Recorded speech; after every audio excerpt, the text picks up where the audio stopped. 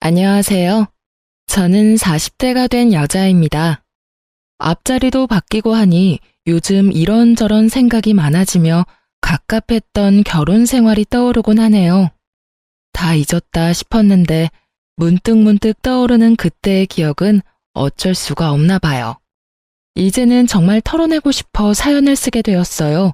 함께 해주시겠어요? 저는 평소 책을 읽는 것을 좋아해 독서 모임에 나가게 되었어요.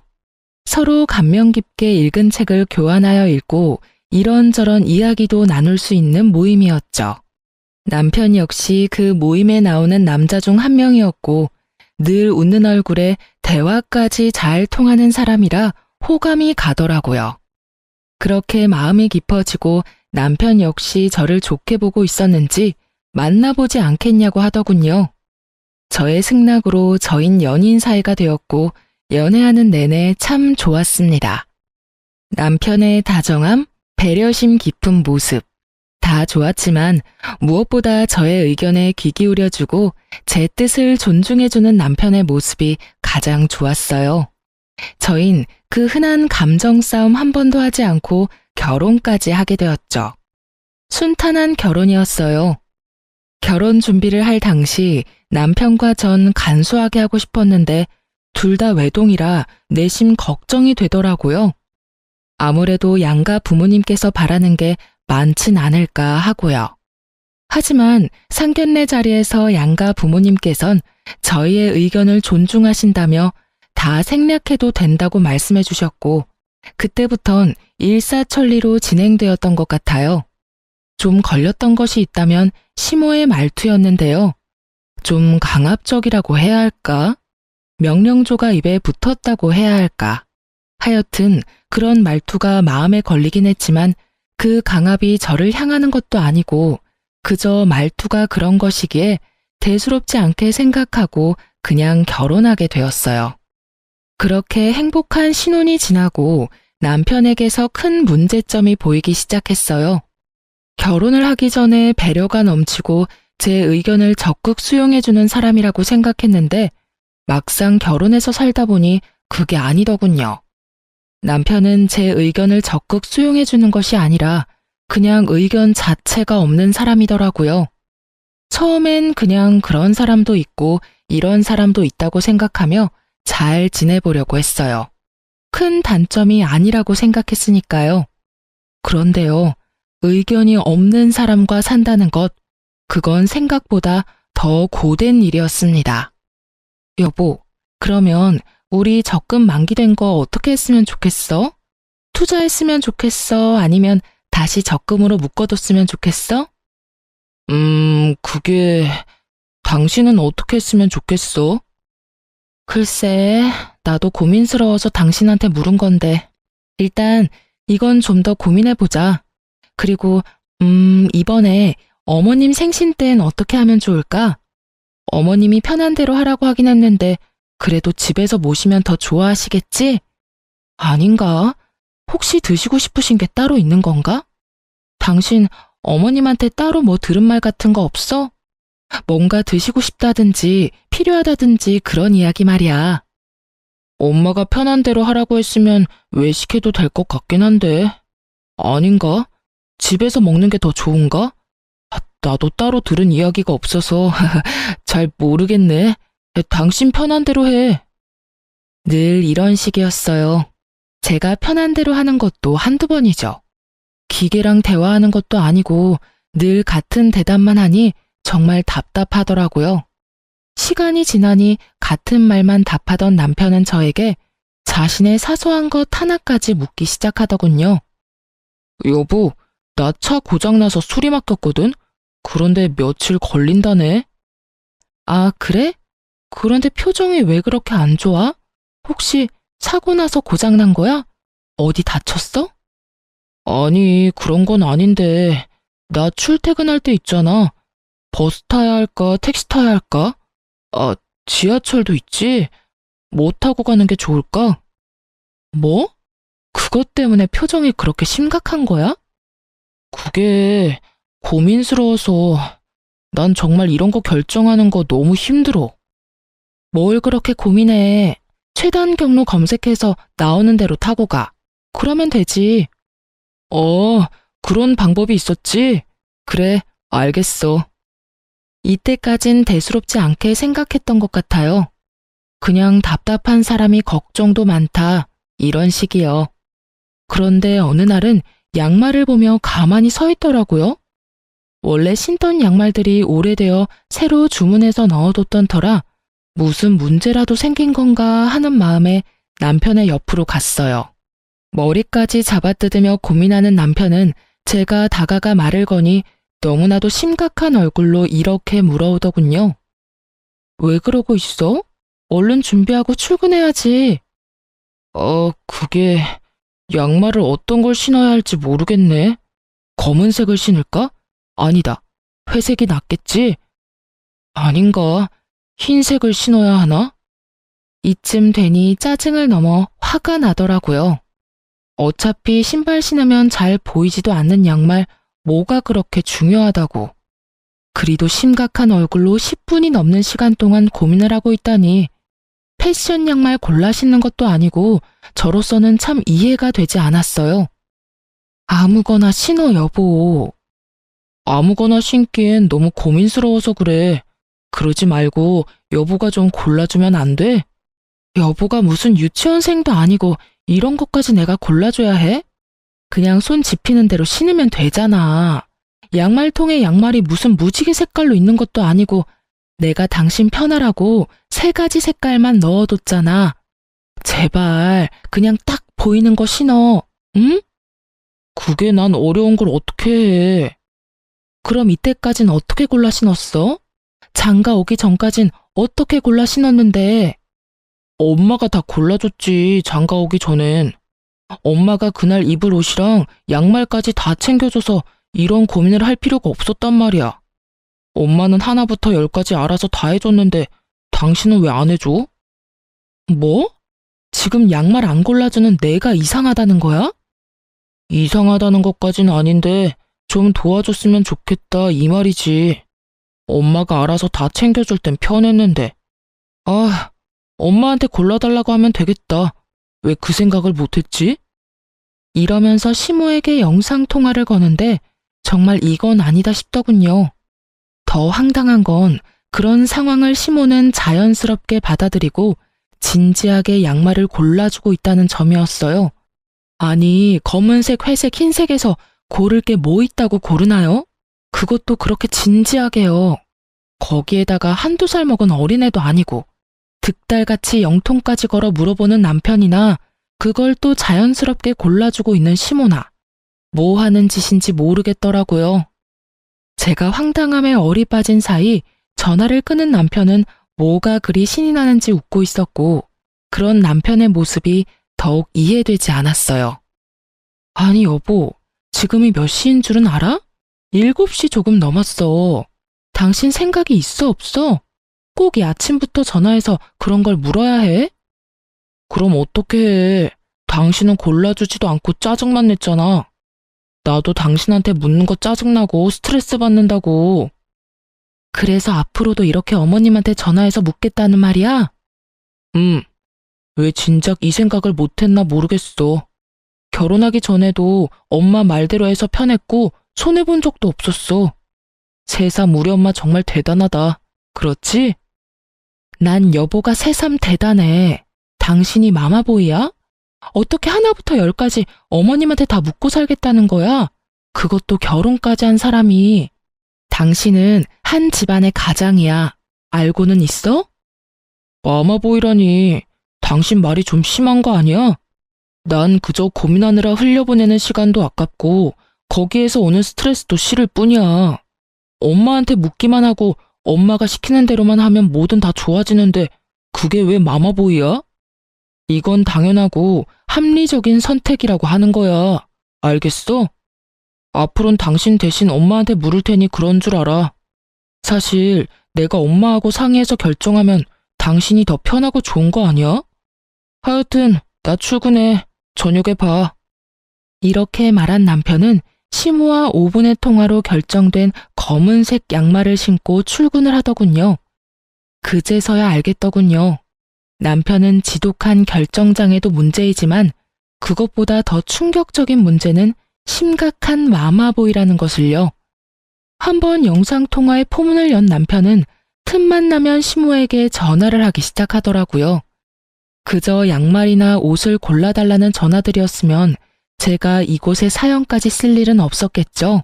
아니, 애초에 이혼까지 하진 않았을 겁니다. 남편은 저와 일어나는 크고 작은 일까지 의견을 묻는다는 명목하에 다 알리기 시작하더군요. 친정 아빠의 생신이라 당연히 참석해야 하는 자리에 사회가 가도 괜찮냐고 묻지를 않나.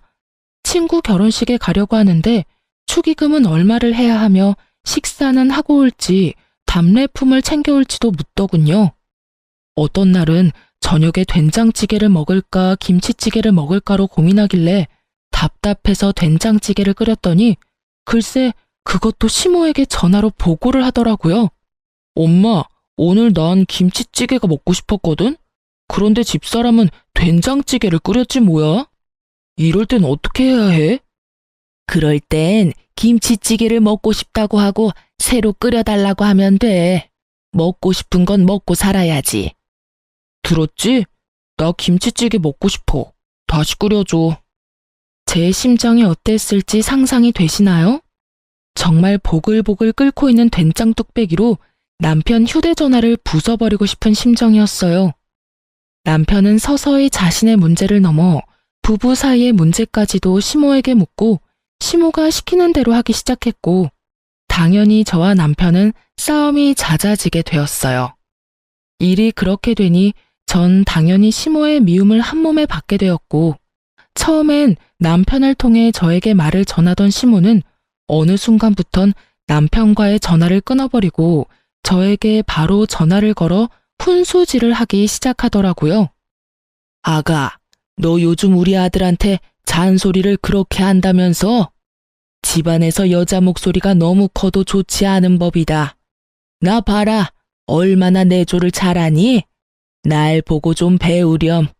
그리고 앞전에 우리 아들 입고 왔던 옷은 영 별로더라. 그거 버리고 베이지 계열 옷 사다 입혀. 우리 아들은 그런 색 입히는 게 잘 받아. 알겠니? 이런 식으로요. 저에게 할 말을 어디 메모라도 해놨다가 몰아붙이는 것도 아니고 2, 3일에 한 번씩 전화가 와서 다다다 자기 할 말만 하고 끊어버리는데 정말 이건 아니다 싶더라고요. 아주 시댁의 시자만 들어도 치가 떨리는 상황인데 참고 있던 저의 인내심을 뚝 끊어버리는 일이 일어나고야 말았습니다. 그날도 다른 날과 마찬가지로 퇴근을 하고 기쁜 마음으로 집으로 돌아왔어요. 집엔 불이 환히 켜져 있었고 전 당연히 남편일 거라 생각했어요. 하지만 저희 집엔 남편은 없었고 누구보다 자연스럽게 주방에서 요리를 하고 있는 어머님이 있더라고요. 전 결혼을 하기 전부터 이건 절대 안 된다고 생각했던 것 중 한 가지가 이것이었어요. 시댁 식구뿐 아니라 친정 식구들이라도 부부의 공간엔 함부로 들어오는 것은 절대 안 된다고요. 왜 막장 드라마에도 그런 장면들이 가끔 나오잖아요. 아내와 상의도 하지 않고 시모에게 현관 비밀번호를 알려주는 그 생각 없는 남편놈들.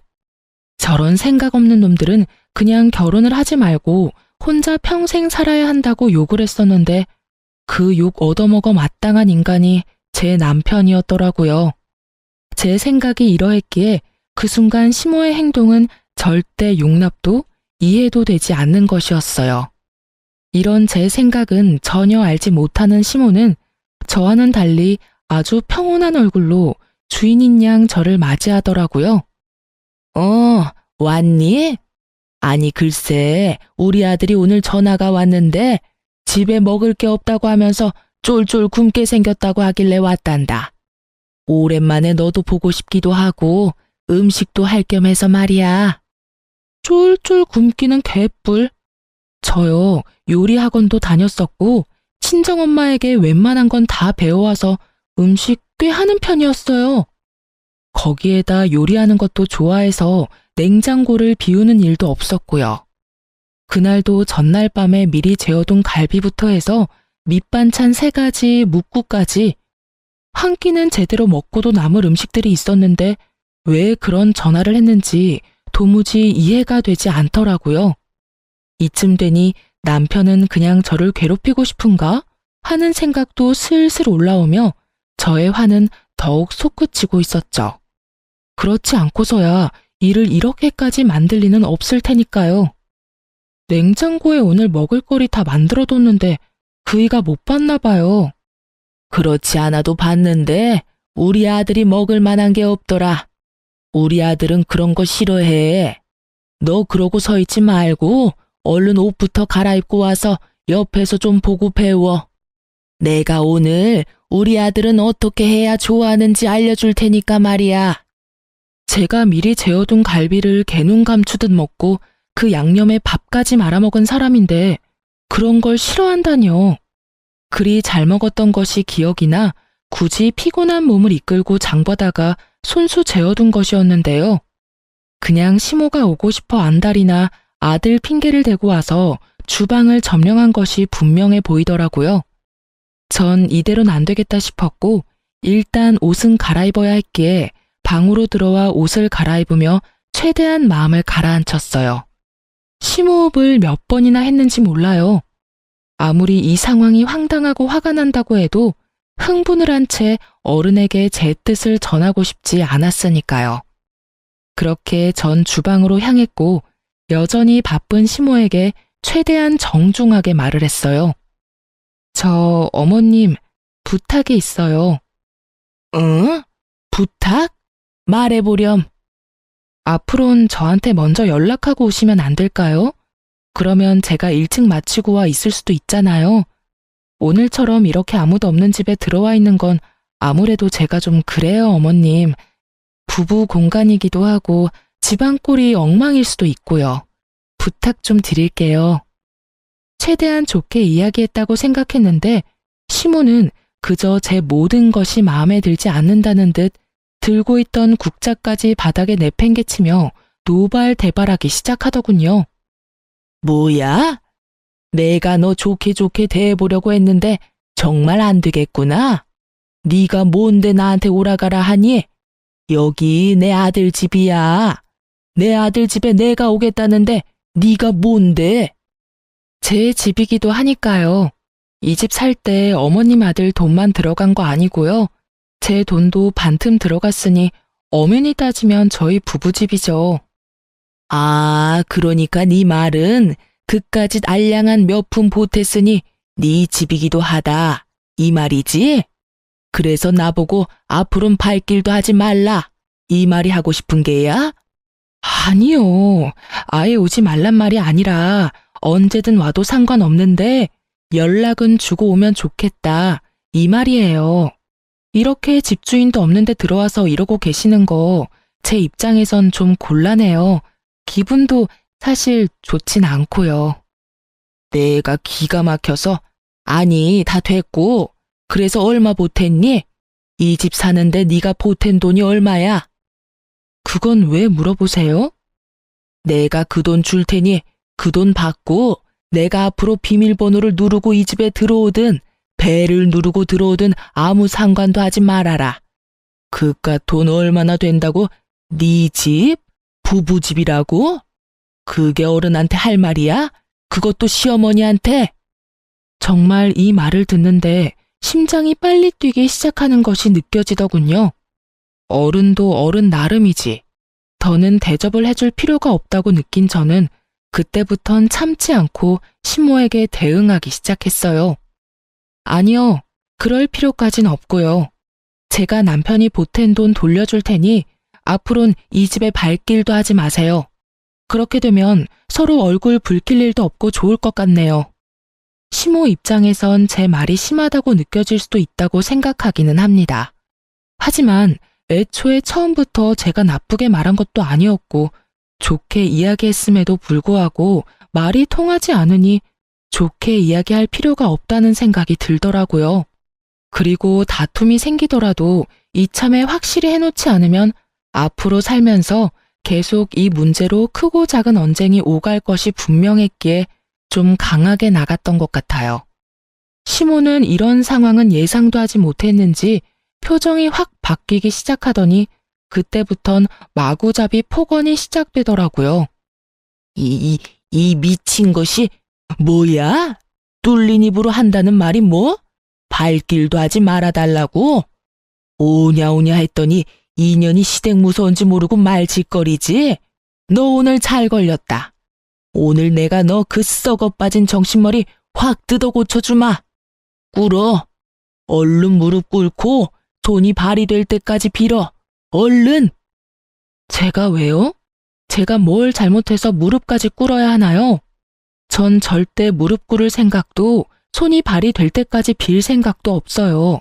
아니, 애초에 잘못은 어머님이 하셨잖아요.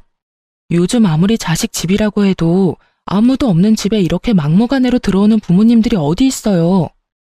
저희 친정 부모님들은요, 사위 불편할까 싶어서 집에 찾아오지도 않으시고 친정으로 부를 때도 사위 일정 2번, 3번씩 물어보시고 컨디션 체크까지 해서 부르세요. 그런데 어머님은 제가 뭘 그렇게 잘못했다고 욕하면서 무릎까지 꿇으라고 하냐고요. 기어코 저의 입에선 쌓인 말들이 쏟아져 나와버렸고 제 말을 듣고 있던 시모는 사연엔 차마 쓰지 못할 욕을 하기 시작하더군요. 각종 동물의 새끼들이 난무하고 제 어깨를 손가락으로 밀치기까지 하는데 차마 상종 못할 인간이라는 생각이 딱 들더라고요. 그래서 전 대화가 시작되기 전 혹시 모를 상황에 대비해 녹음 중이던 휴대전화를 버젓이 시모의 얼굴에 내밀었어요. 그러니 또 시모가 노발대발하며 물어오더라고요. 너 지금 뭐하니? 설마 녹음하니? 네, 다 녹음하고 있어요. 혹시나 하는 상황이 오면 이런 것도 다 증거가 된다고 하더라고요. 그래서 미리미리 증거 확보하고 있어요. 사실 증거용으로 녹음한 것은 아니었고 남편에게 네가 오늘 나에겐 단 한마디 상의도 없이 시모에게 현관 비밀번호를 알려줘서 이런 상황까지 왔다는 것을 들려주려고 녹음한 것이었는데 이게 이런 식으로 쓰일 줄은 저도 미처 알지 못했네요. 하여튼 시모는 본인이 생각해도 말이 심해도 너무 심했다 싶었는지 이때부턴 말은 하지 않았고 말 대신 눈으로 욕을 하기 시작하더군요. 그러면서 본인이 만든 음식과 식탁 위에 올려져 있던 한약을 챙기며 이렇게 말하더라고요. 내 아들 먹이려고 한 음식 네 입에 들어가는 꼴은 못 보겠으니 다 챙겨가서 내 아들 먹이마. 그리고 이 한약은 너 임신 잘 되라고 비싼 돈 주고 지어온 한약인데 네 말대로 혹시 모르는 상황이 올 수도 있으니 이것도 가지고 가마. 네, 그렇게 하세요. 그리고 다음부턴 연락은 꼭 하고 오시고 빈집에는 들어오지 마세요. 못된 년 같으니라고 오라고 부탁을 해도 앞으로는 올 일 없을 것이다. 오늘 네가 나한테 어떻게 했는지 잊지 말렴.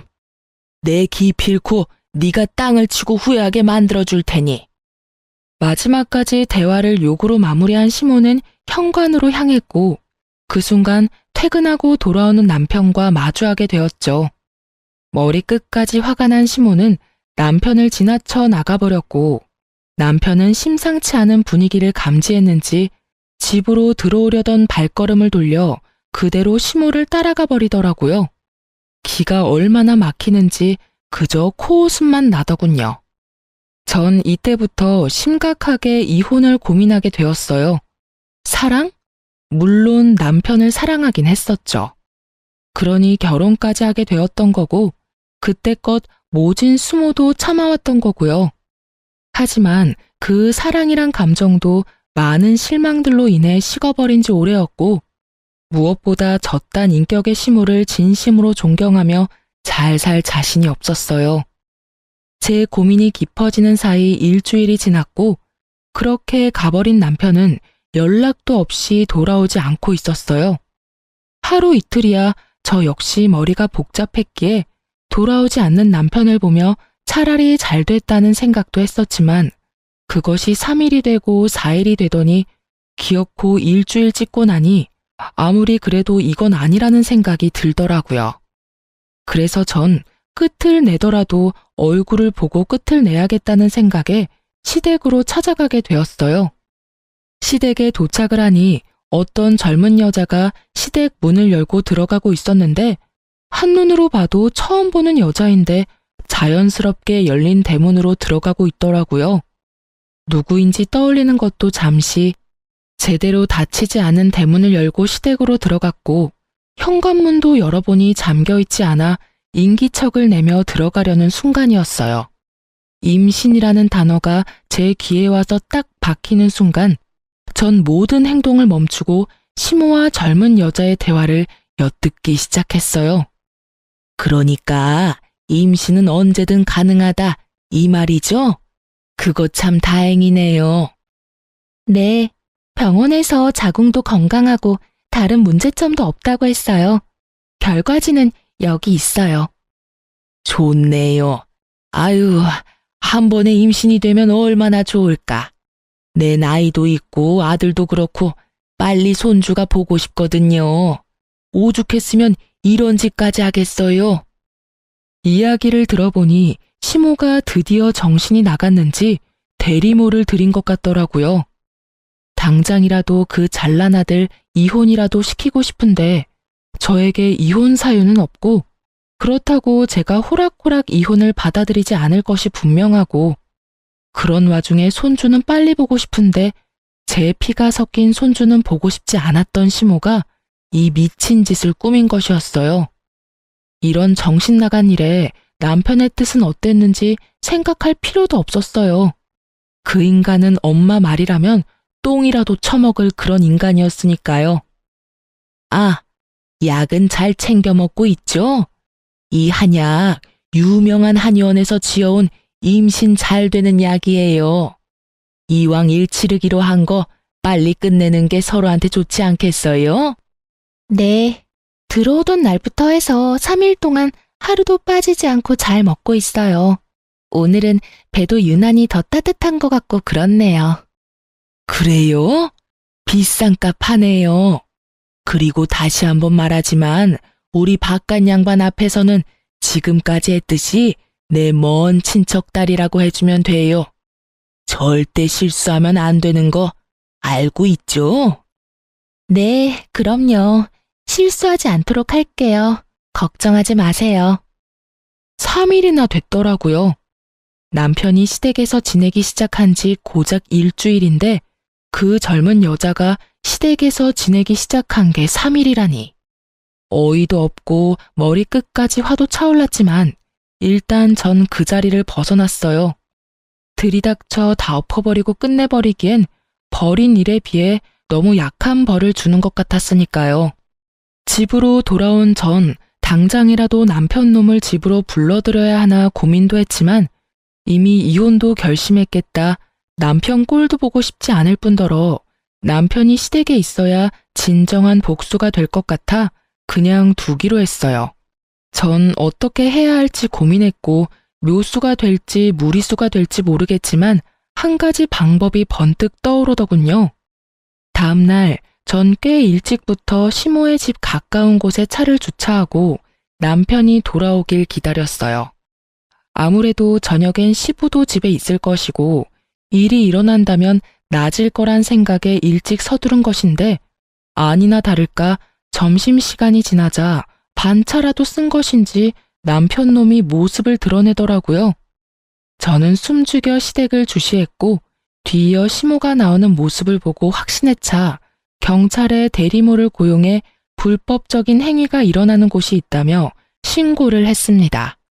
여러모로 고생이 많으신 경찰관분들은 정말 총알같이 출동을 해주셨고 저는 경찰관들을 대동하고선 시댁을 들이닥쳤어요. 남편이 집에 두고 간 시댁집 열쇠를 챙겨온 덕에 벨 따윈 누를 필요도 없이 그야말로 현장 급습을 하게 된 것이었죠. 갑작스럽게 들이닥친 저와 경찰관을 본 남편과 여자는 크게 당황을 하더라고요.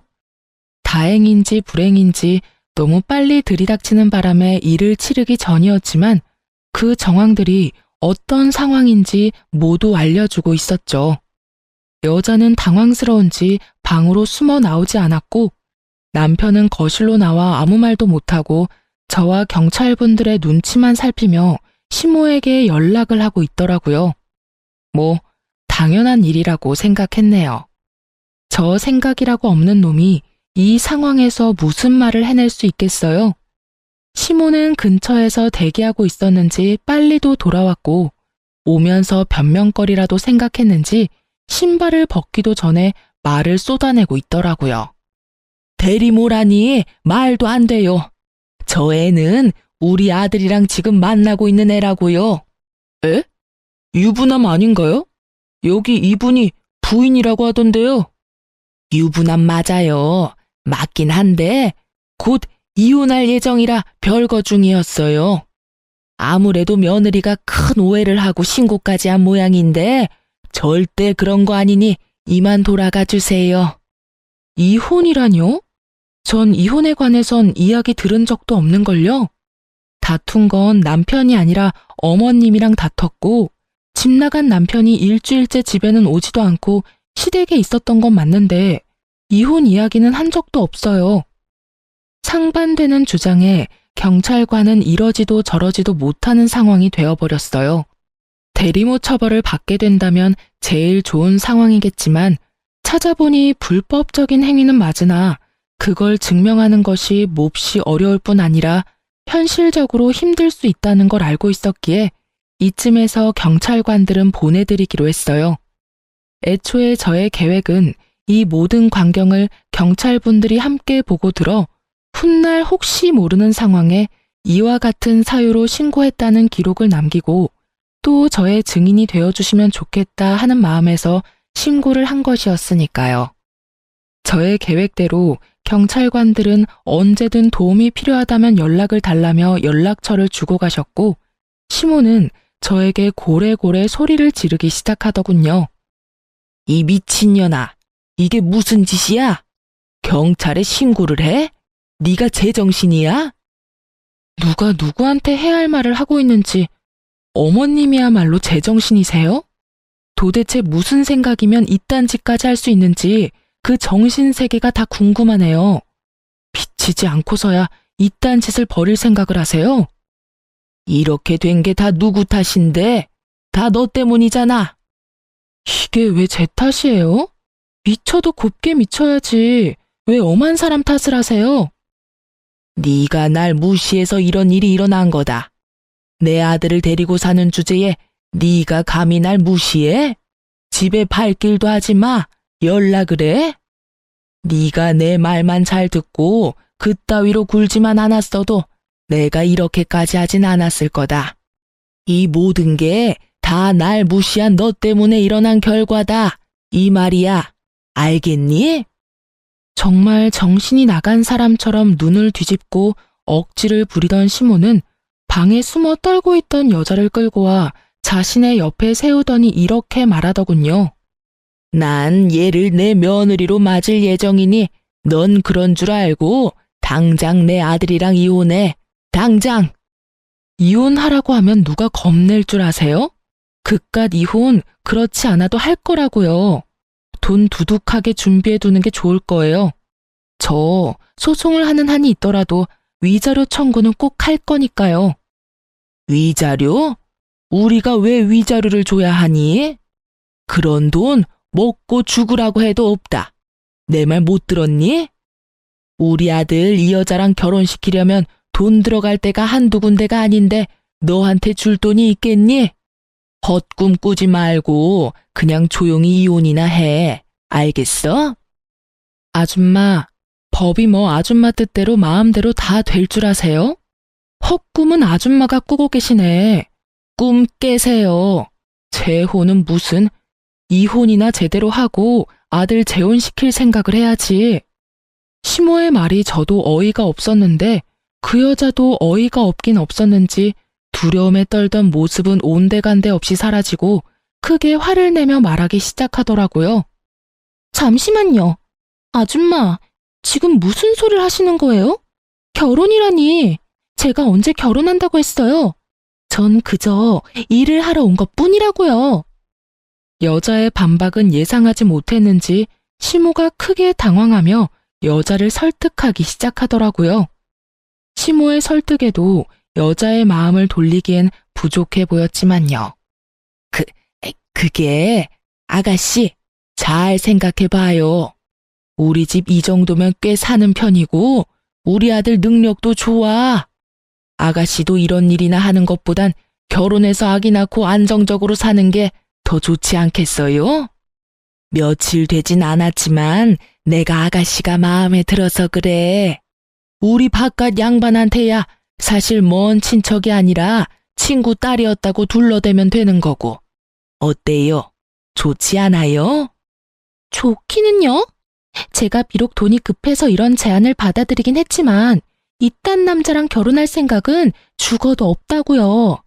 거기에다가 이런 시어머니라니 제가 미쳤어요? 그리고 유부남이라니 이혼남이라고 했잖아요. 이혼했는데 자녀는 꼭 보고 싶어서 어쩔 수 없이 이런 방법까지 찾게 됐다면서 그래놓고선 기막혀서 정말. 저 그만둘게요. 어차피 그 한약만 먹었다 뿐이지 일은 시작도 못했고 돈도 못 받았으니까 없던 걸로 치자고요. 그럼 전 가볼 테니 집안일은 알아서들 해결하시라고요. 아가씨, 그러지 말고 다시 생각해 봐요. 몇 번을 생각해도 제 생각은 변하지 않으니 이것 좀 놓으시라고요. 간절하게도 매달리는 시모의 팔을 뿌리친 여자는 자신의 짐을 챙겨 현관문을 열었고 그 순간 사람들이 우르르 넘어지듯 시댁으로 들어오는 것이 아니겠어요? 알고 보니 조용한 동네에 경찰들이 왔다 갔다 하니 궁금했던 동네 사람들이 시댁 앞으로 서성이기 시작했고 궁금증을 참지 못했던 몇몇 분들이 열린 대문으로 들어가기 시작하자 뒤따라 많은 사람이 들어오게 되었고 그렇게 모인 사람들은 현관 앞에 귀를 세우고 모든 대화를 엿듣게 된 것이었어요. 동네에서 온갖 고상한 척은 혼자 다 하며 시모 홀로 저 세상 우아한 척은 다 하고 다닌 것을 아는 저로서는 참 눈물나게 웃긴 상황이었지만 시모에겐 그만큼 치욕스러운 일이 없는지 얼굴이 홍당무처럼 붉어졌더라고요. 이게 무슨 개망신이야? 다들 뭘 보고 있어요? 당장 나가지 못해요? 시모의 호통에 다들 밖으로 나가긴 했지만 눈빛들이 초롱초롱한 걸 보아하니 중요한 내용은 다 들은 것 같더라고요. 시모는 이런 상황 역시 전부 제 탓으로 돌리고 싶은지 저에게 또 온갖 말을 쏟아내더라고요. 이게 다 네 년 때문이라고.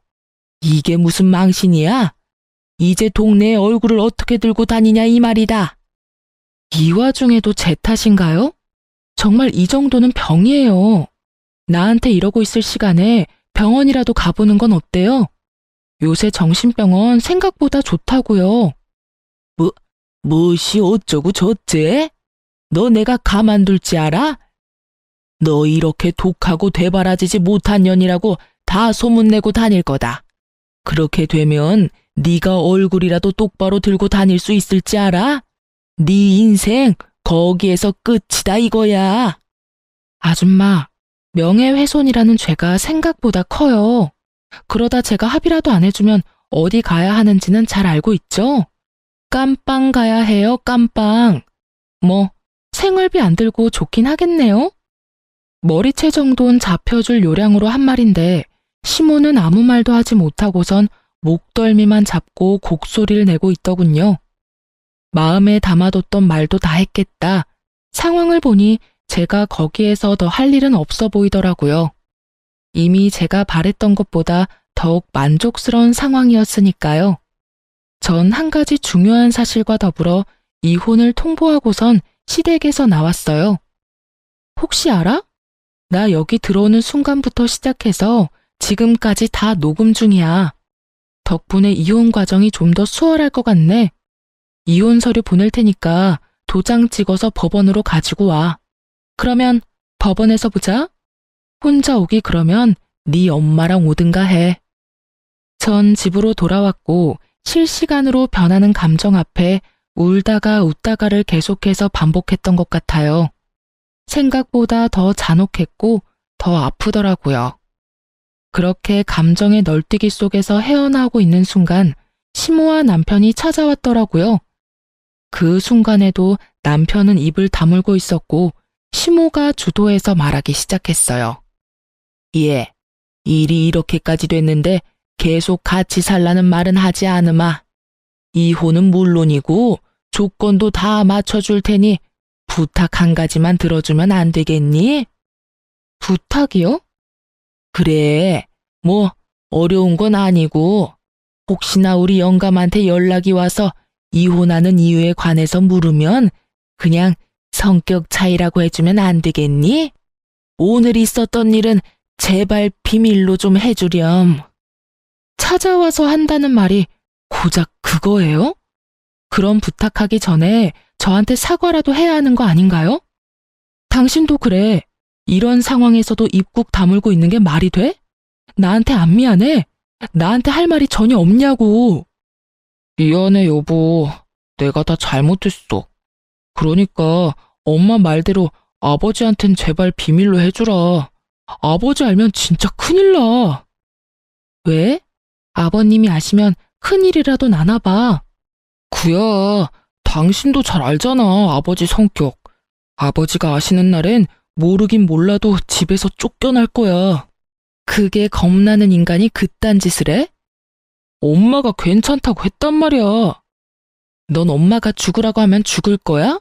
됐다 됐어. 내가 너 같은 마마보이랑 무슨 말을 하겠어? 일단 알겠으니까 네 엄마 데리고 좀 가. 두 사람 계속 보고 있다간 정말 큰 사고 칠 것 같으니까. 두 사람은 몇 번이나 정말이냐며 되묻더니 돌아가더라고요. 전 정말로 아버님에게 알릴 생각이 없었어요. 왜냐고요? 이미 아버님은 알고 계셨으니까요. 제가 시댁에서 나오는데 실행력 하나는 끝내주는 동네분이 이미 아버님에게 전화를 걸어 모든 사실을 알리고 있더라고요. 그러니 두 사람의 애원대로 제가 비밀로 한다 한들 이미 소용없는 일이지 않겠어요? 그 비정상적인 집안에서 유일하게 정상적인 분이 아버님이시니 두 사람의 앞날이야 뻔했죠. 아니나 다를까 퇴근을 하신 아버님은 시댁을 뒤집어 엎어버리고 저에게 전화를 주셨더라고요. 수화기 너머로 들려오는 시모와 남편놈의 흐느끼는 소리가 참 들을만 하더군요. 아가야, 이야기 다 들었다. 내가 너에게 너무 미안해서 어떻게 미안하단 말을 전해야 하는지 모르겠구나. 정말로 미안하구나. 내가 너를 대신해서 두 사람에게 크게 한 소리 했다. 아무리 정신이 나갔다고 해도 어떻게 그런 짓거리까지 할 수가 있는지. 너도 그렇다. 그런 일이 있었으면 혼자 끙끙거리지 말고 나한테 알렸어야지. 혼자 얼마나 힘들었을 거야. 내가 정말 그 말을 듣는데 우리 아가가 혼자 힘들었을 생각을 하니 억장이 다 무너져서 혼났어. 좋지도 않은 일 일찍 아셔봤자 이렇게 속상해하실 게 뻔하니 입이 안 떨어지더라고요. 죄송해요. 네가 죄송할 게 뭐가 있어? 내 걱정에 그런 걸 나도 다 알고 있는데. 어찌되었든 난 이 인간들한테 어떠한 도움도 주지 않을 테니 네가 하고 싶은 건 다 하렴. 알겠니? 네, 알겠어요. 그렇게 말씀해 주셔서 감사해요. 감사하긴. 늘 건강하거라, 아가. 네, 아버님도 건강하세요. 이 통화를 마지막으로 아버님과 더는 연락을 주고받는 일은 없었어요. 전 변호사를 선임했고 제가 가지고 있던 모든 증거를 넘겨드렸죠. 이혼 소송과 함께 시모를 상대로 한 위자료 청구 소송도 진행하게 되었고 전 승소하게 되었어요. 결정적으로 승소를 하게 된 건 당시 현장에 출동했던 경찰관 두 분의 증언과 출동 기록 때문이었는데요. 어쨌든 전 성공적으로 이혼을 했고 위자료도 생각보다 더 많이 받을 수 있었네요. 그 지긋지긋하던 시댁과의 인연도 끝이 나고 전 시댁이 있는 쪽으론 보지도 않고 살았는데 거래처 미팅이 하필 전 시댁 근처에서 잡히는 바람에 어쩔 수 없이 간 적이 있었어요. 약속 장소 근처에 주차하고 전 시댁 앞을 지나는데 저를 알아본 몇몇 주민분들이 저에게 전 시댁의 소식을 알려주고 싶으신지 큰 소리로 대화를 하기 시작하더라고요. 아니, 글쎄 그 이야기 들었어? 무슨 이야기? 저 집에 경찰 왔다 가고 난 뒤에 아주 집안이 풍비박산이 났잖아, 왜? 아, 그래? 그 집 아들 이혼하고 집에서도 쫓겨났다지 아마? 그딴 짓을 했는데 집에서만 쫓겨났겠어? 회사도 잘렸다던데. 마침 마트 집 딸이 저 집 아들이랑 같은 회사를 다녔지 뭐야. 바람이라고 하든 사랑이라고 하든 엄연한 범죄인데 회사에도 소문이 쫙 돌아서 결국 잘렸다고 하더라니까. 그거 참 꼴 좋다고 생각하며 걸음을 서두르려는데 아직 남은 이야기가 있는지 저를 따라오며 대화를 하시더라고요. 그런데 아들은 그렇다 치고 그 옆에 내는 왜 안 보여? 에? 몰랐어? 그 옆에 내도 집에서 쫓겨났잖아. 집안을 풍비박산을 내놨는데 안 쫓겨나고 배겨?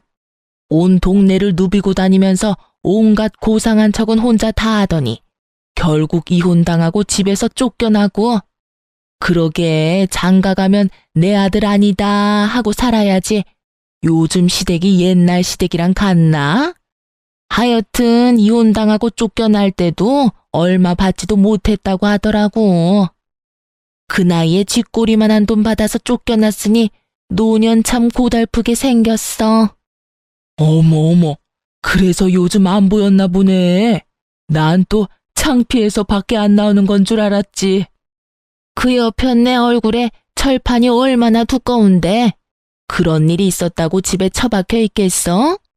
아마 모르긴 몰라도 이혼 안 당했으면 아무 일도 없었다는 듯이 온갖 고상한 척은 다 하면서 다녔을 거야. 그 꼴 안 봐도 돼서 얼마나 다행인지. 아, 그리고 들어보니까 끼고 살던 아들이랑 나란히 쫓겨나서 다른 동네에서 월세방 얻어서 살고 있다고 하더라고. 제가 알기론 전 시댁에 재산이 조금 있기도 했고 아버님이 일도 꾸준히 하셔서 두 사람 다 돈 걱정 한번 해보는 일 없이 살았던 걸로 알고 있는데 이야기를 들어보니 노후가 꽤 볼만하겠더라고요. 그나마 모았던 전 시모의 비상금도 위자료로 저에게 다 준 것으로 알고 전 남편 역시 남은 돈이 얼마 없는 것으로 알고 있으니까요. 거기에다 직장까지 잃었으니 절망스럽겠네요. 아, 아닌가요? 직장에서 결정하느라 스트레스 받을 일이 사라졌으니 더 좋을 수도 있겠네요. 거기에다 뭐든 다 챙겨주고 결정해주는 전 시모가 옆에 있으니 어쩌면 더 행복할 수도 있겠네요. 통쾌한 소식을 전해주신 동네분은 하고 싶었던 말을 다 하셨는지 더는 저를 뒤따르지 않으시더라고요. 속으로 감사의 마음을 전했습니다. 덕분에 그 인간들의 통쾌한 결말을 알게 되었으니까요. 요즘엔 전 진급을 앞두고 있어서 바쁘게 보내고 있어요.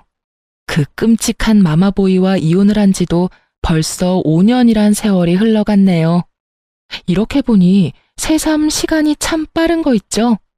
그 사이 전 좋은 사람을 만나 연애를 하고 있어요.